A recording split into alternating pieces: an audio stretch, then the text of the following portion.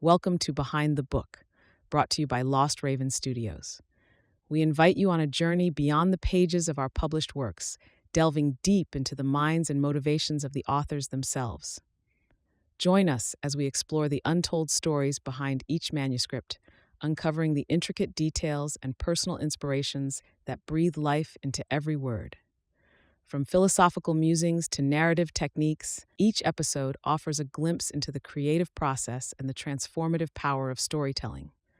Throughout our conversations, we seek to understand and illuminate the spaces in between the words and sentences, where meaning blossoms and imagination thrives. Our authors, artists in their own right, share their journeys, challenges, and profound insights gained along the way. Let's go behind the book with Dr. Aaron C. Waldron, the author, a shaman in journey, and Theopoet, to explore the sacred tensions and transformative insights woven into our mothers. The whole point of this book was to heal things that were foundational in me. For me, we've always had mother issues, along with father issues, because our father was absent, but particularly our relationship with our mother, our biological mother, and the mothers after her who helped take care of me and mentor me and mold me and make me into the person that we are. But my biological mom, it was something very cosmically blueprinted, like this thing was foundational to my identity. And in the book, we talk about how that even makes sense, how our mothers help us form our identity, who we are. It's our mother's identity that we take on first. And so for me, with my mom, Andrea, she was beautiful, but hurt and angry. My mother's anger was notorious, legendary, mythic, and younger versions of myself, the less healed versions of myself, have that wrath, that anger that likes to act before thinking, is deep in their feelings of emotion, feeling like they have to justify themselves through violence. They have to be the loudest, the strongest, But we've learned more now that my mother's anger is not something that we have to hold. It's something we can harness. And that's the shadow work aspect we talk about in the book.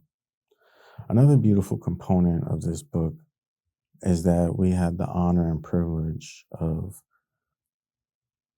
collaborating with our life partner, our wife, Jasenia. And that was really interesting because she had components of her that had to heal too with her own mother. And while we were co-writing this book, she was also writing her book that also recently was published, A Wounded Mother. And this aspect or component of a wounded mother fell within the shadow chapters of this book. And we were talking about how we can harness these wounds. They don't have to be absolutely destructive. That's the alchemical part of it. That's the wounded healer. When we take our wounds and we heal ourselves from them, we can help others heal themselves through showing them our wounds. This book is sort of an expression of that. Look at my wounds. Wounds caused from having or not having a mother or a healthy mother. And then the book takes it even further. It's not just archetypically and psychologically, but we even invite astrology into the fold, into the analysis. And so looking at just their sun astrology signs, because we didn't want to, further complicate it yet, but this is still more of an introductory, and see that there's core attributes from these figures, these symbols, these mothers that affect the person who is in the position of the child, or the one that's being taken care of or mothered, you know. And it's interesting because we've learned so much from our mothers on how to mother. And we do have a very mothering energy. We lead with feminine energy. And that just really means that we're more focused on compassion, more focused on empathy. There's a shadow component to that where you become a people pleaser. And that's even harmful to yourself and how you have to navigate that. But having the ability to balance helping people, making others feel comfort, making them feel safe, making them feel encouraged or inspired. These are all great mother qualities that we all can possess, regardless of our gender, our age, our sex identity, like all these different things that are valid, but they really don't create boundaries or a box for these mother qualities to be imprisoned by. Like, these mother qualities are very universal. We've started learning, we would even go as far to say, not only is God Black, but God may very well be a woman or possess mother qualities, more than masculine qualities. And if you think about it, if masculine energy really represents action, and mother or female energy, feminine energy represents, understanding, empathy, you have to wonder, like, in a yin and yang aspect, how much is God doing of each of these components in the universe at any given time? And you see there's always action, and there's always a moment of stability and patience and silence. And these are reflective moments, right? Like, you can easily understand this by seeing that Yeshua always was found going to prayer and silence. That's a time of reflection and empathy and understanding and learning.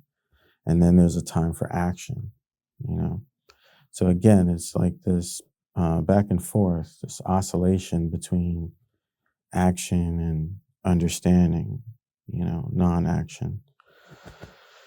And it's the male and female, yin and yang.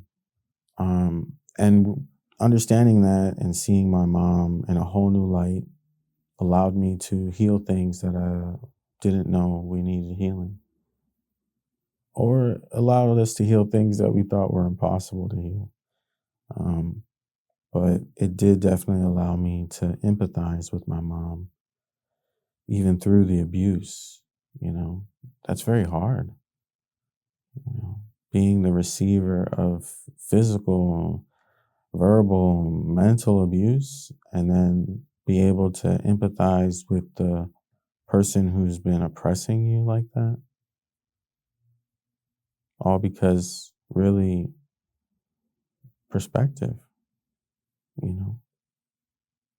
both parties lacking each other's perspective. Maybe we just didn't understand what our mother was truly wanting. And perhaps maybe we couldn't provide it because we were a child, but regardless, she still felt a certain kind of way. She felt lacking. She felt anger. She felt, you know, mistrusted and betrayed, or so much more, you know. But astrologically, my mom being a fire sign, especially in Aries, oof, it's hard to share knowledge with Aries. They have to learn their own way. And my grandmother, Esther, she was a Capricorn. So she was very grounding. She was taking more of the wise role. She had to take care of all her kids. Grandpa passed. So she ended up raising, you know, the children and working. Very Capricorn thing to do. And it's interesting because these patterns have always been there overlapping, but it took us to finally make time and space to analyze these things and meditate and reflect on these things, research into these things. And it's really special for me because while wrapping up this book, we felt the presence and energy of our mom, our grandma, you know, and it was beautiful.